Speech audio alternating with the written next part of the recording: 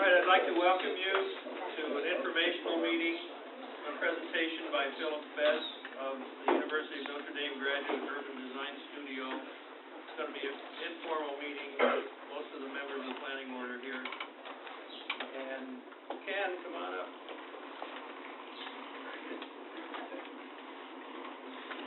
Okay, Mr. Bess, Professor Bess. Wow, already, just like that. Well, thank you. Thank you all very much for coming. What I'd like to do this evening, and you all should have a handout that was passed around, 3 pages, double-sided, about 5. Maybe I should explain a little bit about what this is. The first page, front and back, are basically my notes, the talking points that I'm using, and you have them. The second page, though, or the third page, is something that I don't necessarily advise you to look at right now, but at your leisure. It's entitled, "What is a charrette?" I've been warned in advance that the word charrette has a reputation here in Northampton, and that's something that we can discuss. But I wanted to supply you with this information because it's very close to the idea of what we have in mind at Notre Dame when we go and do a community design charrette. So I bring that to your attention. And then finally, the last 2 pages, there is an essay, it's a 2-page essay by Michael Lycoutis, who is the dean of the Notre Dame School of Architecture, and it's entitled "Why We Teach Classical Traditional Architecture and Urbanism." And I will explain a little bit about why that's germane to what we do at Notre Dame. But I wanted to mention that this article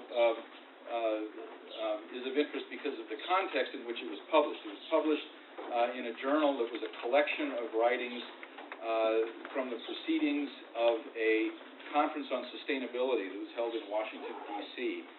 In December of last year.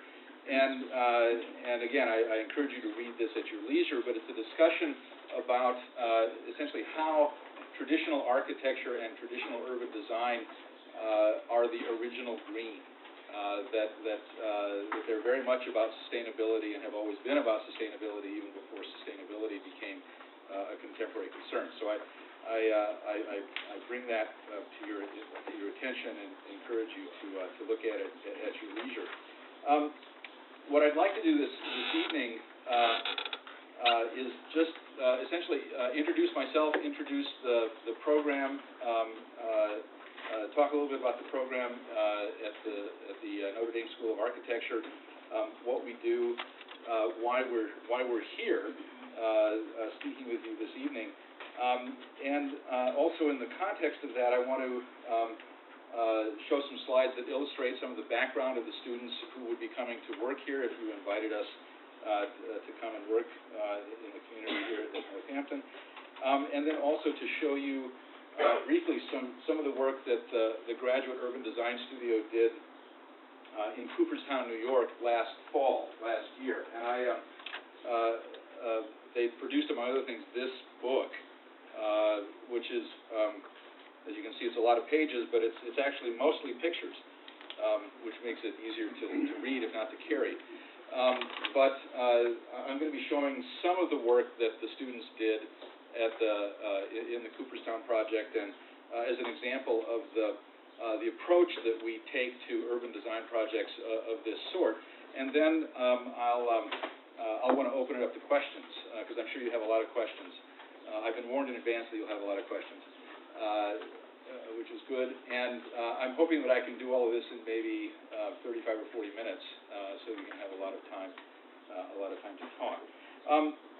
The thing about the University of Notre Dame School of Architecture that I hope commends us to you, and it may not, it may seem odd at the outset that it might, but I hope to persuade you why it should commend itself to you, is that the University of Notre Dame School of Architecture is the only architecture school in the world that has classical and traditional architecture and urbanism that are embedded in and that are foundational for its academic curriculum. This doesn't mean that all of our students graduate and become classical architects, although some of them do, but it means that we ground it in a kind of a grammar and way of thinking and teaching architecture that is germane both to their study of architecture and practice of it in the future, and also related to urban design. One of the characteristics of our program is that our students from the very beginning of their academic career are taught to think about architecture in the context of urbanism, and so that's a critical kind of aspect that makes our program unique. When we talk about our interest in classical and traditional architecture, what we mean by that is that we study architecture. In part, it means that we study Greco-Roman, the 2,500-year tradition of Greco-Roman classical architecture. But it also, even more than that, it means that our students are taught to think about buildings with respect to certain traditional architectural virtues, and in particular the virtues of durability, which is related to sustainability, if you think about it. But the virtues of durability, of comfort, of beauty, and of decorum. And the virtue of decorum in particular has to do with how buildings relate to other buildings in a civic context, and a notion of hierarchies of buildings, that some building types are properly more important and deserve more architectural attention than other building types. Traditional urbanism, to extend from that, our focus on traditional urbanism, but what we mean by that is a focus upon walkable, mixed-use environments that are both beautiful and environmentally sustainable. And the issue of walkability and mix of uses, if you think about it, every human settlement, virtually every human settlement built before 1945 was characterized by its walkability and by its mix of uses. It's only since the Second World War, the end of the Second World War, that we've begun making human settlements that systematically separate uses from one another and require automobiles to get from one activity to the other. When we talk about walkability, it's not an anti-automobile argument. It's certainly not at Notre Dame. We don't have an anti-automobile bias per se, but to make a walkable settlement simply means that it's walkable. And if you think about what a post-war suburb is like, then you understand how a post-war suburb is not walkable. And so that is a short definition, a short and quick definition of what we focus on when we're focusing on traditional urbanism. Our students in their course of study, they learn to be architects and urban designers in two ways.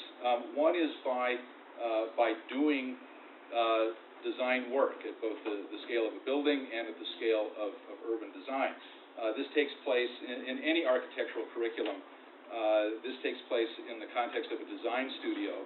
Our program is either a 2-year program or a 3-year program, in some cases a 4-year program, that every semester is centered upon a design studio where students are they learn design by doing design. But the other aspect of our program that again distinguishes us from other architecture programs is that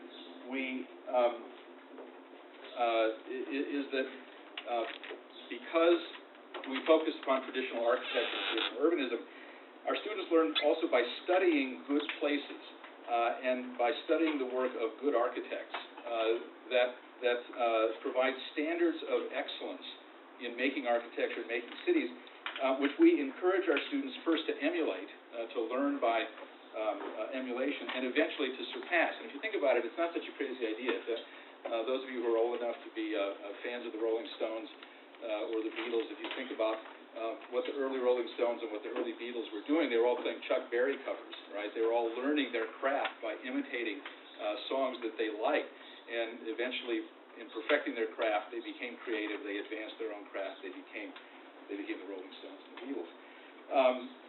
And that's true of subsequent generation of bands as well. But it's not dissimilar with respect to the way we think about architectural education. We look to models of excellence in the hope of extending the best parts of a tradition. We believe that the most successful, with respect to architecture, we believe that the most successful and enduring innovations, that is to say, genuine progress, and and where we think that progress is actually more important than innovation per se, that genuine and enduring innovations typically come from people who are steeped in a tradition. And so, we have a very self-consciously traditional approach to architecture and urban design, but it's very much a forward-looking approach. We're looking for ways of extending the best that has come to us into the future and perfecting it and handing it on. We aspire to make places that people will love. I'll leave it at that. And then I'll mention that we favor sustainability in architecture and urban design, but we are not anti-growth. Rather, we favor growth that occurs in a beautiful and sustainable way. And I think, to some extent, our interest in both sustainability and in economic growth and in economic development, in some ways epitomizes the position that traditional architects and urbanists find ourselves not only in the academy today, but also in practice and in the world, which is that we find that we have supporters from across the political spectrum. We have supporters from culturally conservative supporters and politically progressive supporters. We also have critics from the right and the left as well. So it's an interesting sort of position that we find ourselves in. What I'd like to do now, real quickly, is just run through some images about the Notre Dame program. So I encourage you to focus your attention on the slides. This is Bond Hall. This is where this is the architecture building at the University of Notre Dame, where we study. And I mentioned that that essential to the course of study, and what's going to follow are a bunch of slides that look like I had a really good vacation. But it was work. It was really work. But we, as I mentioned, a key to the program is of architecture at Notre Dame is the study of great places, great architects, great buildings, great cities. And so I'm just going to run through the kinds of examples that provide some of the models of excellence that our students look to. That we're always asking ourselves the question of what is really the very best. And how could we learn that and improve upon it? So, we have models of excellence of famous buildings in Rome, right? The Colosseum, the Arch of Constantine, the Pantheon, the Tempietto. Michelangelo's architectural work is certainly a model of excellence. Andrea Palladio and his buildings and churches in the Veneto. Baroque architect Gian Lorenzo Bernini. His contemporary Borromini. In the United States, Thomas Jefferson, who inherited that Palladian tradition in particular and gave it a particular American stamp and an American accent. H.H. Richardson and his neo-Romanesque work in New England. McKim Eden White, for my money, possibly the best architectural firm in the history of the United States. The quality of the work that they produced over a couple of generations. Cram and Goodhue, excellent architects, early 20th century architects. Paul Cray, sort of mid 20th century. Raymond Hood, who got his start with the Chicago Tribune Tower, winning the Chicago Tribune Tower competition in 1922, famously did the RCA building in Rockefeller Center, Manhattan. Contemporary European traditional urbanist Leon Creer. These are all architects whose work constitutes a kind of standard of excellence. They're not alone, but they're among the architects that we encourage our students whose work we encourage our students to look at closely. Particularly for the urbanists, we take them to good cities, and we want them to to look at cities as to establish standards of excellence. And so, foremost in our program at Notre Dame is Rome. In part, or I say not least, because all of our students spend at least a semester in Rome. Our undergraduates spend a year of study in Rome. Our graduate students, most of them spend a semester, at least one semester. Aaron Helfand has just completed 1 year of study in Rome. But Rome occupies a central place in our curriculum. But it's not the only place that we look. You know, our students spend a lot of time in Chicago. We take them on field trips. We go and we look at these places. Some of them we look at systematically, collectively. Others we encourage them to go and visit on their own. But Chicago, Bruges, Belgium, a great example of a small mercantile medieval city in a northern climate that it has some analogs to the geographical condition that Notre Dame finds itself in South Bend. York in England, Pienza in Italy, a Tuscan Italian hill town, Edinburgh, Scotland, which is really great because it's got a medieval quarter immediately adjacent to an 18th century new town, so you can see very different principles, urban principles at play within a short distance of each other. Boston, possibly the best urbanism in the United States. Charleston, South Carolina. Small towns, Skaneateles, New York, is one place that we spend a lot of time at.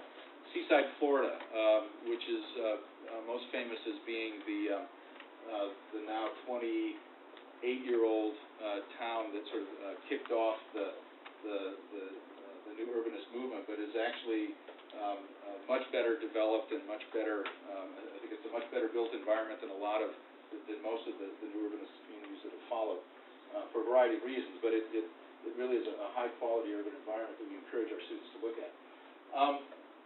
Our fellow teachers, because we have there's an intellectual component to this of necessity. When you're the only school in the country that's doing traditional architecture and urbanism, you better have a kind of good argument for why it is you're standing out there alone. And so we try to make sure there's kind of intellectual rigor to the work that our students do. We engage sort of the prince of the postmodernists and his intellectual adversary, G.K. Chesterton. Our faculty members, some of my colleagues, David Marinick is an accomplished fresco painter and architect and urban designer. And these are all examples of his work. You can see him here. He's painting this fresco up here for a building that he designed. Our colleague Richard Economakis, who stands up at the blackboard and just draws the orders, the 5 orders, from memory as he's instructing the students at it. Some of the urban design work that I've been involved in. Now, one of the things about the program at Notre Dame, because we actually teach drawing, our students draw by hand before they learn the computer.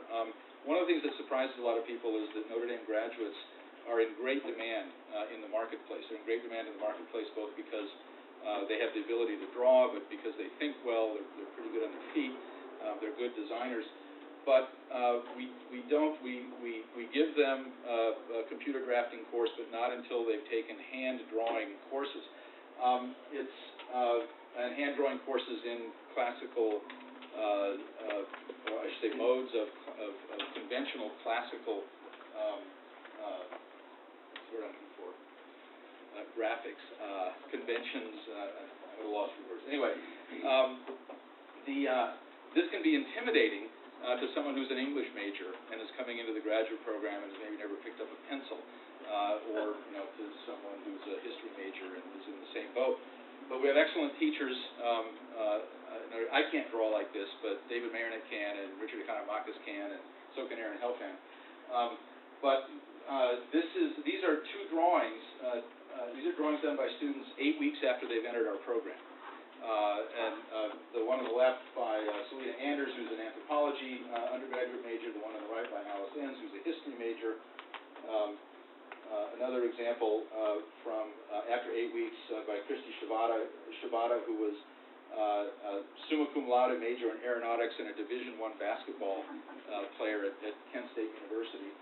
And then another by Pauline Smith, who was in liberal studies and music. So none of them, have come in with.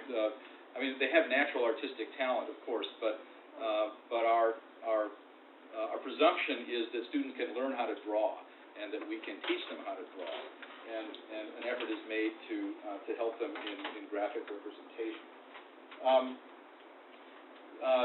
From the introductory drawing courses, the students proceed through a series of design exercises going from projects that are simpler program projects to more complex programmatic projects. Some of them do urban design. They all do a thesis at the end of their, in the final semester of their course of study. But this is an early exercise in a townhouse design.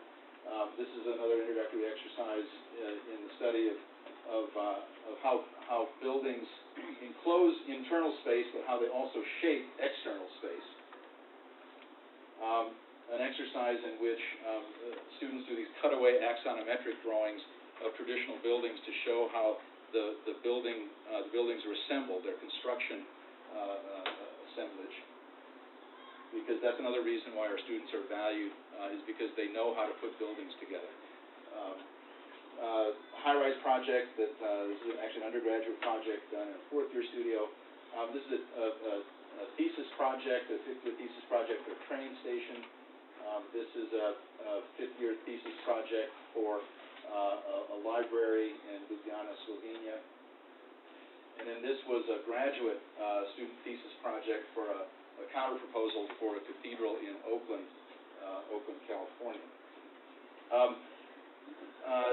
This is, have any of you ever seen this image? You know what this is? It's called the Katrina Cottage. It was conceived in the aftermath of Hurricane Katrina's devastation of the Gulf Coast, and it was conceived as an alternative to the FEMA trailer. If you follow the saga of the FEMA trailers, they're late in arriving. They have formaldehyde poisoning that after you've lived in them for 18 months, they have to be disposed of. They become landfill fodder, and the idea was of Marianne Casado, who is the designer of this, who's a graduate of the University of Notre Dame, was to design an alternative that looks good and is durable and provides emergency shelter for hurricane victims, and that when it's located on a site, you can live in it through the period of time that it takes you to get your house, rebuilt, and then it can occupy your site as an outbuilding, right? You don't have to throw it away. It could become a permanent part of your of what you own. And the cost of this is about the same price as the cost of the FEMA trailer. And it's 308 square feet, and it sleeps 4 people, and it's got a bathroom and a kitchen, and the internal images are here. You can see you get 2 bunks here and 2 on the other side. Here's the living room area. Here's the architect, Marianne. And the only reason I mention this is because, the sort of summary, beautiful things changing the world, that's kind of what our ambition is in the architecture program. We encourage our students to make beautiful things, and we want our students to think about changing the world for the better. So that's the little introduction to Notre Dame.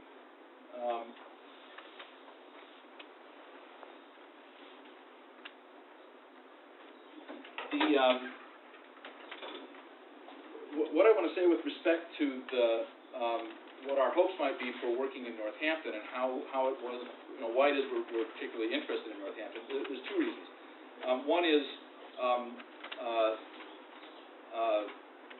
I lived in Amherst for a year in the mid-'70s and drove a 5-college bus and was a cook at a sorority.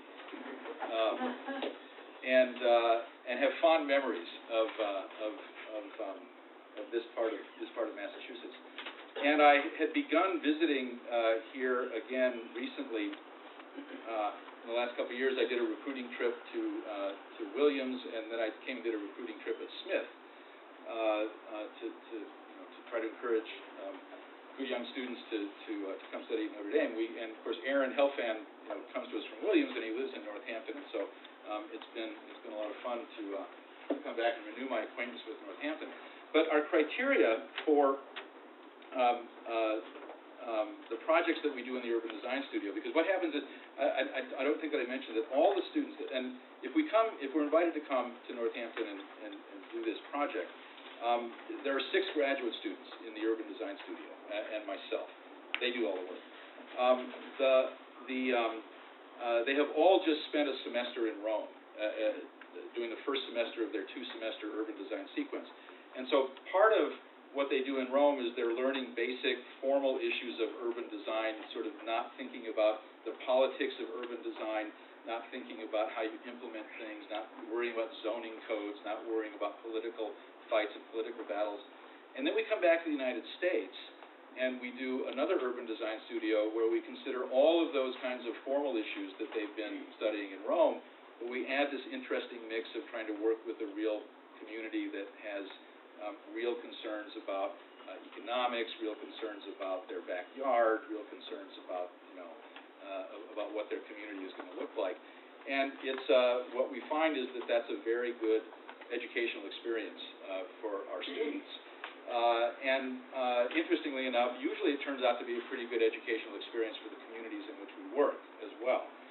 But the kinds of communities that we choose are communities that are characterized by some good urban bones, if you will, some good traditional urbanism within the community that without exception was built before 1945, and that is facing a threat to the quality of their urban environment from post-1945 sprawl. And they're usually communities that are growing, but they're growing in a sprawl manner, and they're concerned about the quality and the character of their community. And what we come in and propose to do is some design proposals for development and growth in the community that represent an alternative to sprawl development. In other words, we come in and we propose how it might be possible to grow and to develop economically, but to do so in a traditional way that is in keeping with the historic character of the communities within which we're working. And so our sense is, my intuitive sense is that Northampton, fits that profile.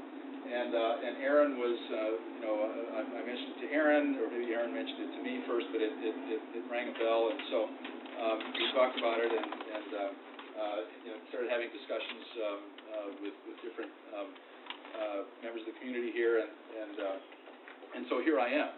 But that I wanted to explain, exactly sort of how it was that why we're interested in Northampton, and to some extent why I'm here this evening. It's both to sort of explain to you who we are, but it's also a kind of fact-finding mission on my part to find out more about Northampton.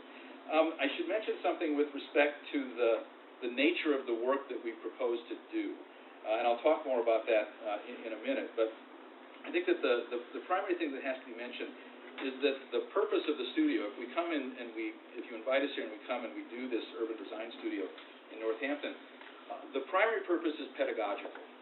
We're not here to provide professional services, right? So that it shouldn't be understood as a contract that we're engaged in where we're providing professional services, but rather it's something that we're coming in because our purposes are pedagogical, and our primary pedagogical purposes are for the students.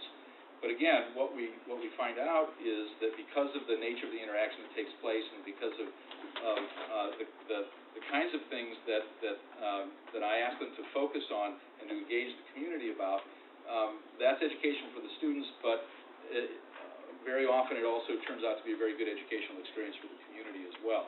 And so I can't stress enough that for us, we see the primary value of this as being an educational opportunity. The way that we've sort of proposed that this work in the fall, if this were to happen, it would happen in the fall. The students and I would come in early September and spend about a week here, where we would do a design charrette, a community design charrette that would be open to the public. The work would be subject to critique on a daily basis. And I'll describe a little bit more later what that would involve. But after the end of the charrette and a final end of charrette presentation to the community, we go back to South Bend, to Notre Dame. We continue to work and to refine the design based upon the critiques that we've received. We invite representatives from Northampton to come to South Bend in mid-October for a mid-semester review of the work, at which point inevitably the work gets redesigned after that mid-semester review, and then we come back in mid-December to make a final presentation to the community of the formal design proposals that we've made. And in the end, you can just hold it up, there's a product like that that gets produced for, in this case, for the city of Northampton. So what I'd like to do real quick now is to show you just a part of some of the work that the students did last semester in Cooperstown, New York, which is not last semester, but last fall.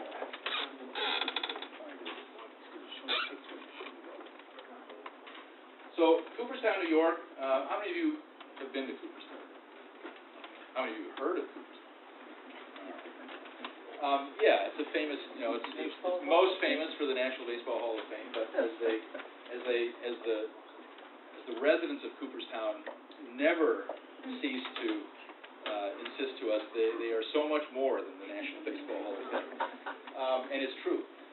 Anyway, so Cooperstown, here we are, a little location generally in the Northeast, generally as Cooperstown relates to New England.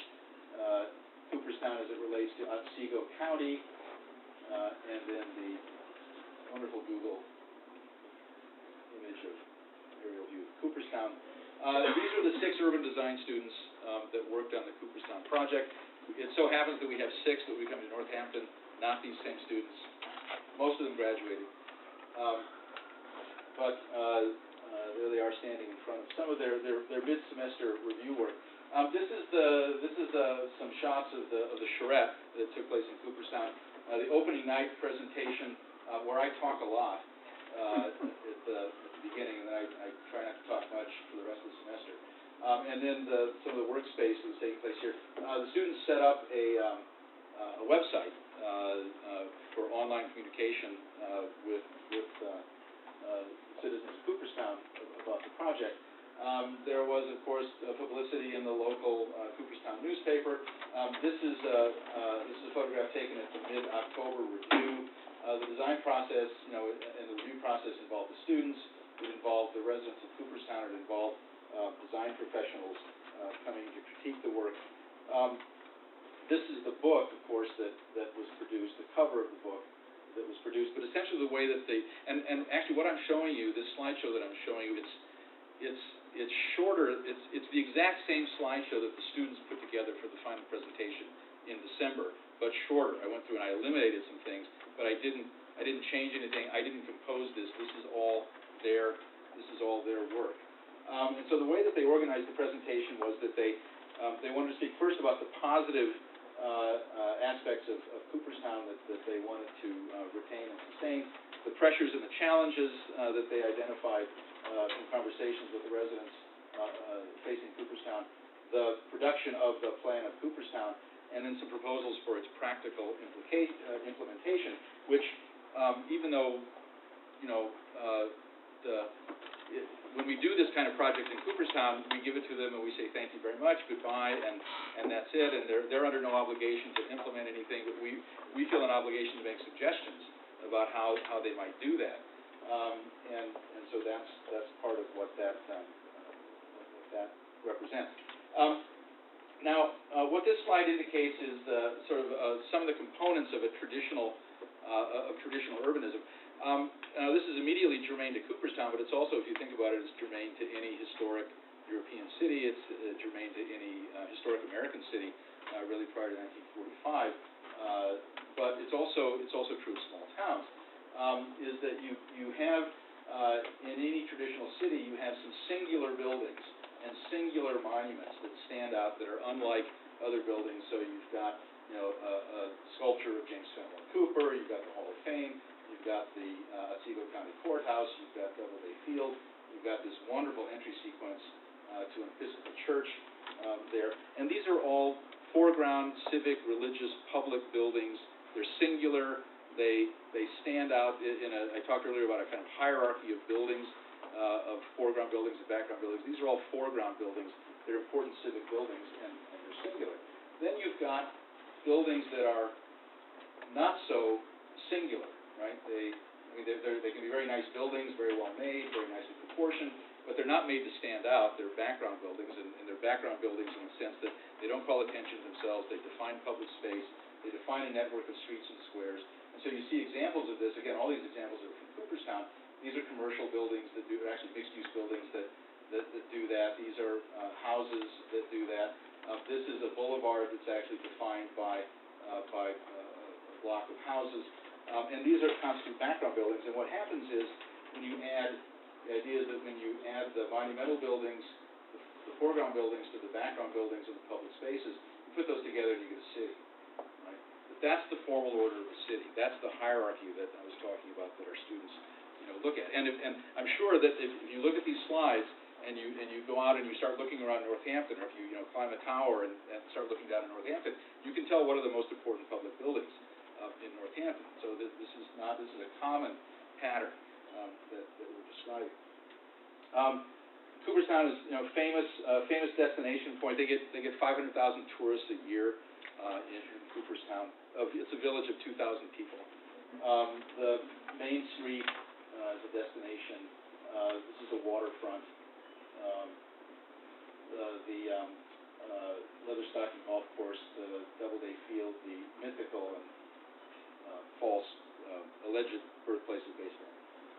The National Baseball Hall of Fame, right here. The Farmers Museum, the Fenimore Art Museum, the Glimmerglass Opera House, which is about 8 miles up the road, which has become the summer home of the New York Metropolitan Opera. A lot of stuff going on. Bassett Hospital, more even than the Hall of Fame or anything else, the economic engine of Cooperstown. Cooperstown has a population of 2,000. Bassett Hospital employs 2,500. And it's within the village limits. And it has a lot to do with the issues that the students were trying to address. Most of the people who work at Bassett Hospital do not live within the village of Cooperstown. So you can imagine, actually, trips to and from Bassett Hospital, I mentioned that there are 500,000 tourists a year. That generates a lot of traffic. But the traffic to and from Bassett Hospital generates more automobile trips in Cooperstown than do their 500,000 tourists. The public schools, the James Clark Athletic Center, right here, which actually becomes a focal point of some of the student development. An interesting little graphic here. The measure of good urbanism. A quarter-mile radius, half-mile diameter. Quarter-mile is about a human being can walk a quarter-mile comfortably. Most human beings can walk a quarter-mile comfortably in about 5 minutes. A half-mile in about 10 minutes. So these are all half-mile diameter circles, right? And they're around the historic centers of European cities, all at the same scale. So this is Florence, right? You know Florence. You recognize the Duomo, you recognize the Uffizi Gallery, the Piazza dei Signori. A lot of stuff there in that 120 acres, right? That is the half-mile diameter circle. This is Cooperstown at the same scale, right? This is the half-mile diameter circle around the center of Cooperstown, the Main Street right here, Doubleday Field, the Hall of Fame. So you get a sense of how Cooperstown compares to Florence in terms of its historic center. This is a 1 mile diameter in Cooperstown, so you can see that most of historic Cooperstown is enveloped by this 1 mile diameter circle. This is a half-mile diameter at the University of Notre Dame, centered on the architecture school. Right there. This is the center of the university. And then this is a mile. And so you get a sense of how the scale and size of Cooperstown relates to the scale and size of Notre Dame. This is, Cooperstown is here, right there. And this is village. And there's a green belt around it that the patroness of the town has purchased to protect it from sprawl that you can see is happening in the area to the south, but also is happening right outside the city limits, and even some suburban-type buildings that have found their way into Cooperstown itself. This is a grocery store, a suburban-type grocery store on the southern edge of Cooperstown. So these are the concerns of the citizens of Cooperstown that the students are trying to address. There are concerns about traffic congestion and inadequate parking within the village. There's a concern about retail diversity because Cooperstown's Main Street used to have actual stores that sold real things that normal people wanted, but now it's all baseball paraphernalia all the time. Local bar sells a T-shirt that says, "A great drinking town with a baseball problem." So the citizens are concerned about more retail diversity. They're concerned because there's a declining permanent residential population. Because there's a baseball camp. Actually, you may have noticed all those baseball fields in that aerial view that I showed. This is a baseball camp that has something like 5,000 kids a week, plus 2.5 family members per kid coming to play baseball there. And so some residents of Cooperstown have found it more lucrative to rent their homes out over the summer than to live in Cooperstown year-round. And so there's a declining permanent residential population. It's now actually slightly under 2,000, and declining for a while. There's a shortage of housing options, particularly for employees at Bassett Hospital. And then there's a concern about the quality of their built environment and the quality of their infrastructure. So these were all concerns that we were invited to address, and it became apparent to us as we were working there. The question arose: is there more than one Cooperstown? Because there's the national Cooperstown, right? That everybody comes to. This is that baseball park, and this is the Hall of Fame, of course, which draws people from all over the country and the world. Bassett Hospital is this regional economic engine here. This is the Osaga Hotel, and then there's the local Cooperstown for the everyday residents.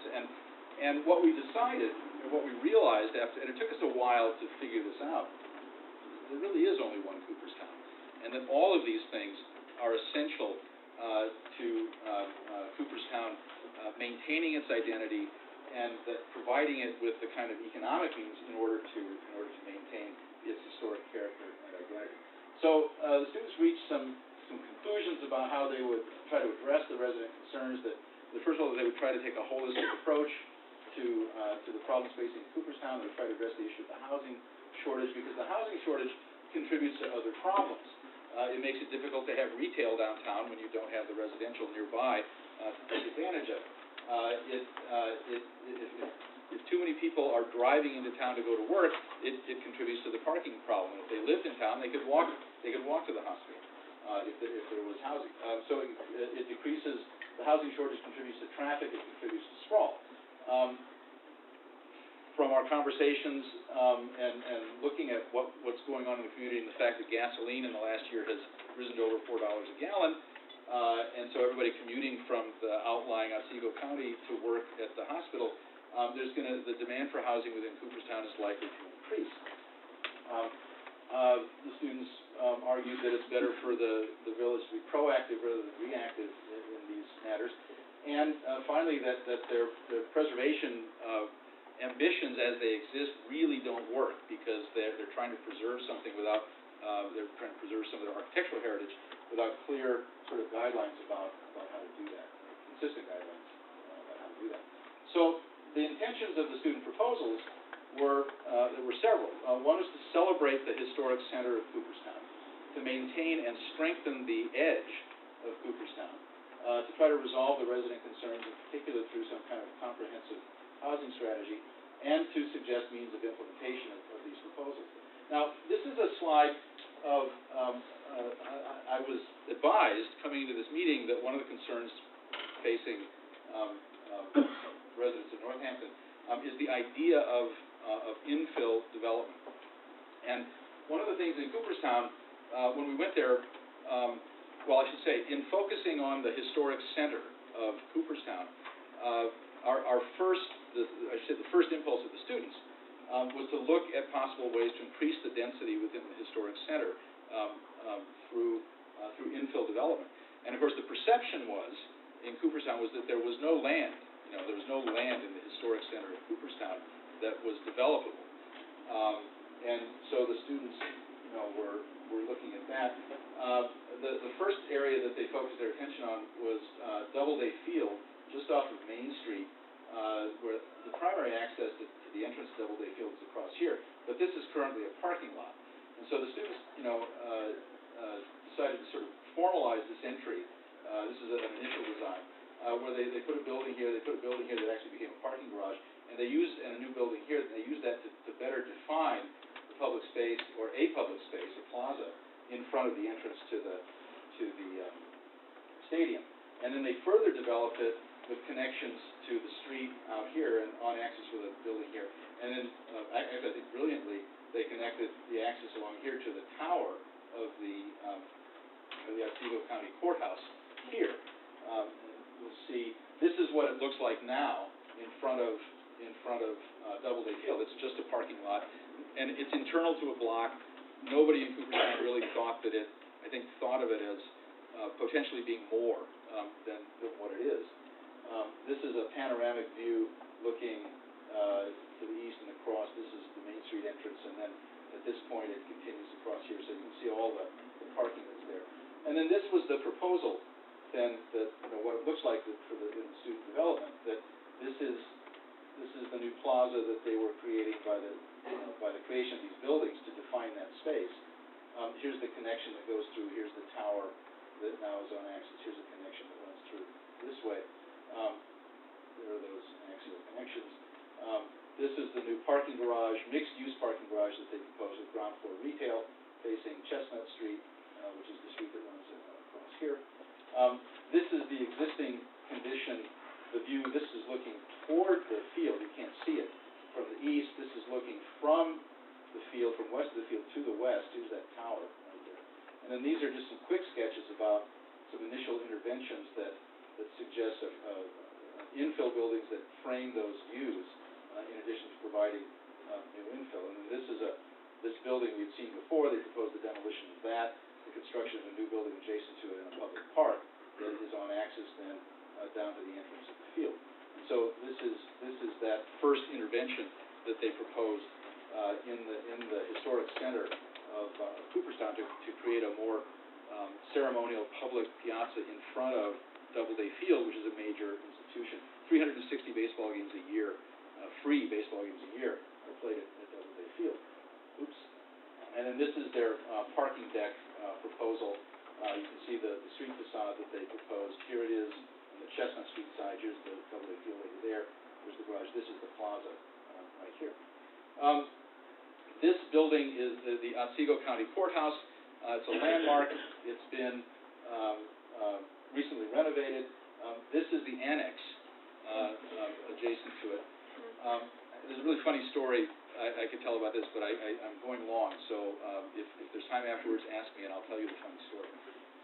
But this is so you've got the historic county courthouse and you've got the adjacent modernist annex. Here's the courthouse. Here's the annex. This is Main Street. This is a boulevard that runs down here. It's a war memorial boulevard. It's called Pine Boulevard. There are war memorials at both ends. Students are looking for infill, right? They're looking for places where there can be infill development. So they identified, there's areas right there along the edge of the street. Here's the courthouse. Here's the annex. More space, in front of the annex. And then this is their proposal. Let's see if it. Yeah. See, it says they've taken the parking that was here and they put it back in the center of the block. They demolished the annex. They didn't have any calls about that. It's related to the funny story. And then they proposed these additional new buildings here built adjacent. They built right here, adjacent to the existing courthouse here, framing a new plaza here. The new infill building along the street here and new infill buildings along the street there. That then relate to an axial relationship to the boulevard that terminates on this building, and then you walk through the plaza and you go down, and that's the connection that goes down to the plaza in front of Doubleday Field. Now, this is what it looks like from the aerial view of Pine Boulevard. Here's the courthouse. Here's the new plaza in here, and this is the new. There's the courthouse. There's the new complex of buildings that make a new space. There's some of the infill, and then this is that axial connection through and down toward Doubleday Field. So that was another infill project. And so this is the area that they were working in. And you can see this is the existing condition right here, where everything black represents the existing buildings. And this was their proposal for infill that is shown in yellow. And the only thing that's really out of scale with anything, of course, is the big parking garage, which replaces a parking lot. And particular interventions that they did are, you'll see that they're basically at the same scale and the same kind of building that already exists in Cooperstown. So it's a kind of seamless transition. It's not something alien to the experience. At least it was not experienced or seen as something alien by the residents of Cooperstown. And among other things, it extended. I mean, right now Main Street sort of extends to this point and doesn't go anywhere because there's nothing up here. But this proposal, we think, with the development up here, would sort of extend commercial possibilities at least up into this area right here. This is another area of intervention toward the southern part. It's where the sense of the historic village ends and where the sprawl begins, or as it says, where the sidewalk ends. This is Chestnut right here, and here's Beaver, and here's the sidewalk, and then once you get across the end, there's no more sidewalk. You're out in suburbia, right? From this point on, you're out in suburbia. There's a bad hotel, and there's the grocery store with the parking lot in front of it, and this not very strict environment. And so, this is the view here. This is the grocery store lot. This is the motel. And then this is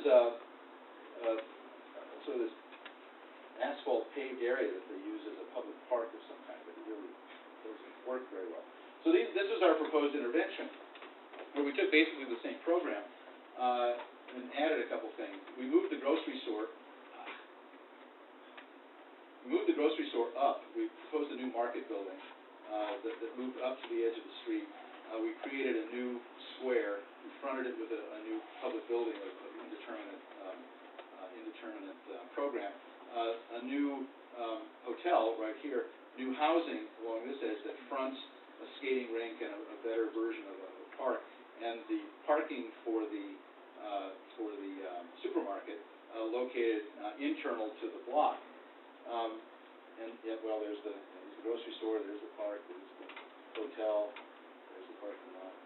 There's a connection through, there's the public park to the east. This is the aerial view right here of that intervention. So it's an infill proposal that's making public space in Cooperstown in a traditional urban way. Okay. So this is the students did some great studies of the historic growth patterns of Cooperstown, because what we found, and it's not atypical to what we find in talking with communities today, is there's an aversion to growth, right? A lot of people are anti-growth. Well, why are people today especially anti-growth? It's because we don't have any confidence that what is going to be built new will be better than what was built in the past. Right? This sort of animus against growth reflects arguably a justifiable lack of confidence in the way that we make human settlements today. And so, but the fact is that Cooperstown became Cooperstown by growing. Right? This was the original settlement, the original 4-block settlement right here, and then that was Cooperstown in 1800. This is the white represents the buildings that existed in Cooperstown in 1800. This is what it looked like in 1850. So in 50 years, it grew in that pattern that you're familiar with. It started to look like what Cooperstown looks like today. This is what it looked like in 1900, and then this is what it looks like today. And you can see that it's still that historic core is still recognizably the development of particularly of these two versions of Cooperstown. But you can see it started to sprawl some around the edge, and the buildings have gotten bigger, like the big school and the hospital and stuff. And those are more modern kinds of buildings. Now, I mentioned earlier what's happened is that you've got Cooperstown, and the patroness of the town has bought up land that constitutes a green belt around Cooperstown. But what that's done is that it's pushed all the sprawl to the perimeter of the green belt. And so it's still, the green belt protects Cooperstown, but it doesn't spare Cooperstown from the problems of sprawl. And it certainly doesn't help prevent sprawl from going out into the adjacent landscape, as you can see here. So we're back to this patterns of growth. This was our proposal, our immediate proposal for infill growth and some slight additional development on the edge of Cooperstown, in particular here, adjacent to the hospital, within walking distance of the hospital.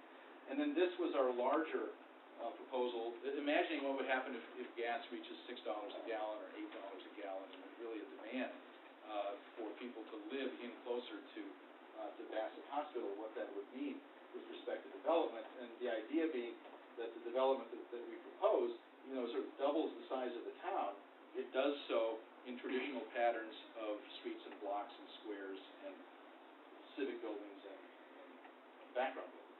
So this is the present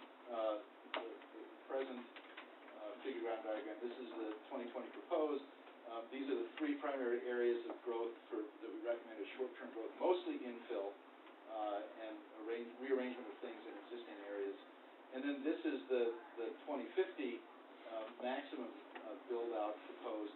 And then this slide on the left shows you the sum total of the interventions that we proposed for Cooperstown. Now, happily, because we were in conversation with Cooperstown the whole time, this didn't really freak them out, right? I mean, because they were part of the conversation. They were aware of the issues. They advised us. They informed us of the issues.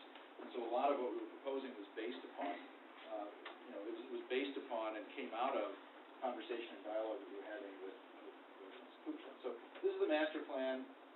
These are in the areas of the new development. Those are the primary areas of development.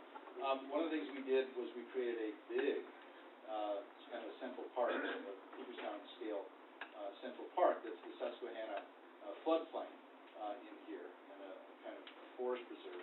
But we also created more specifically urban parks. This is high up on a hill, has a view over the landscape in this direction. This is a sort of a contemplative park. This is a recreational field where all the soccer fields and baseball fields are. This is that Clark Athletic Center that we talked about that used to be an isolated building standing out in the landscape. We sort of incorporated and developed around it to make it more of a small town urban thing. We proposed constructed wetlands. Cooperstown's sanitary sewer system is filled to capacity, and so rather than proposing that they build a new sanitary sewer system, we propose that they handle the new development with constructed wetlands, which returns wastewater to the ground as pure water, and we were able to accommodate that. All of the proposed new development in constructed wetland cells located here and located here. And I guess I should go back and emphasize that it purifies wastewater naturally, it's dry and odorless, it's environmentally friendly, it's incremental, and it's cost effective. Phil, yeah. Phil, just at the risk of, I just wondered how much longer the presentation. I'm almost done. Oh, I'm almost done. Thank God. Thank God. Okay. So views of Red Creek. These are neighborhoods with park access. This is a view of that Susquehanna Park. Bike paths, a proposal for bike paths throughout the new development. Defining the edge. This is Cooperstown as it exists. This edge is kind of defined, actually this edge is sort of defined by the approaches to Cooperstown, the direction that cars come in.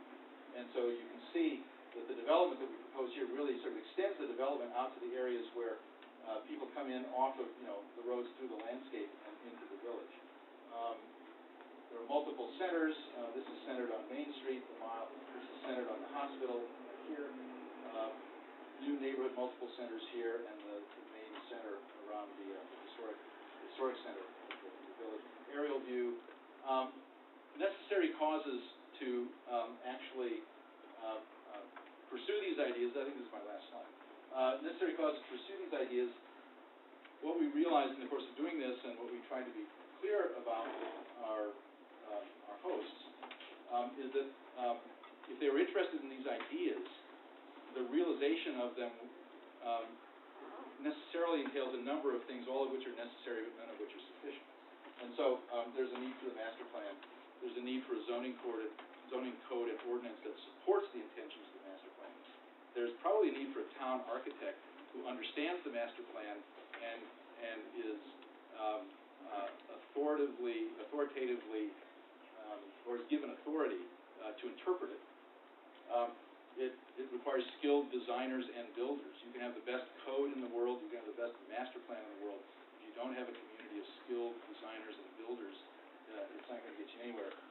It requires financing mechanisms different than the financing mechanisms that exist today, which are not supportive of traditional design and development.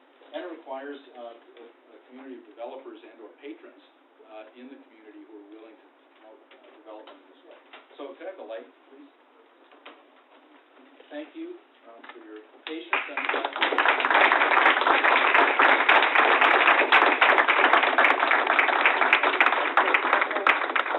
couple more items that are right here, and I'll do very quickly. A word about the charrette, what it does and why we do it.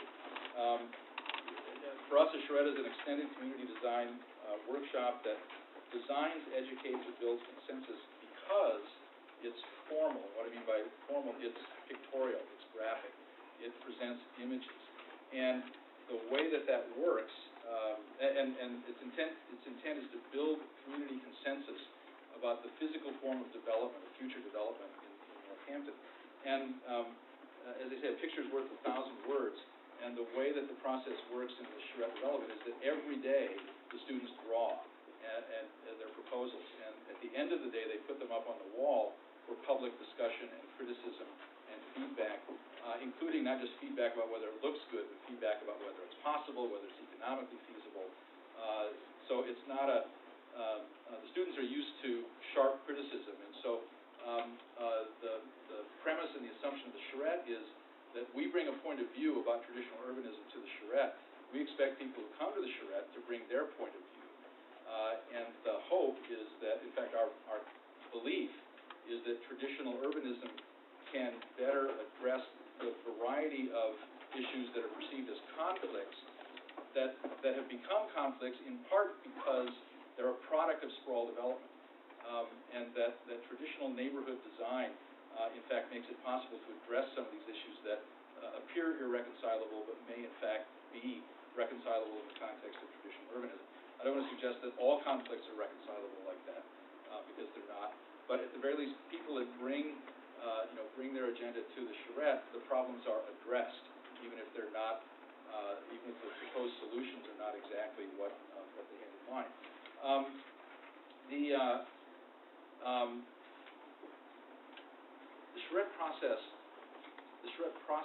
is inherently political, and that's it's not only unavoidable; it's not a bad thing. Politics is a community discussing the matters of importance to its common life. But the Urban Design Studio, the students and I, we ourselves are apolitical. Or in a certain sense, we're proto-political or pre-political in the sense that the word politics, as you probably all know, comes from the Greek word polis, which means city. And our concern is with the formal order of the polis within which politics takes place. And so, we have an interest in politics, we have a point of view, but our own point of view is not a partisan political point of view, even though we expect the work that we're doing to be political and to engage and foster political discussion. Well, I'm going to let you can just take a look at the rest of this. I would say at the end, if what we need from Northampton, if you want us to come, is we need an invitation. We need a place to work, ideally a place that's centrally located. We need community participation in the charrette, and we will come for traveling expenses and some overhead money for our program. And all that is details to be worked out. Thank you very much. I apologize for going on.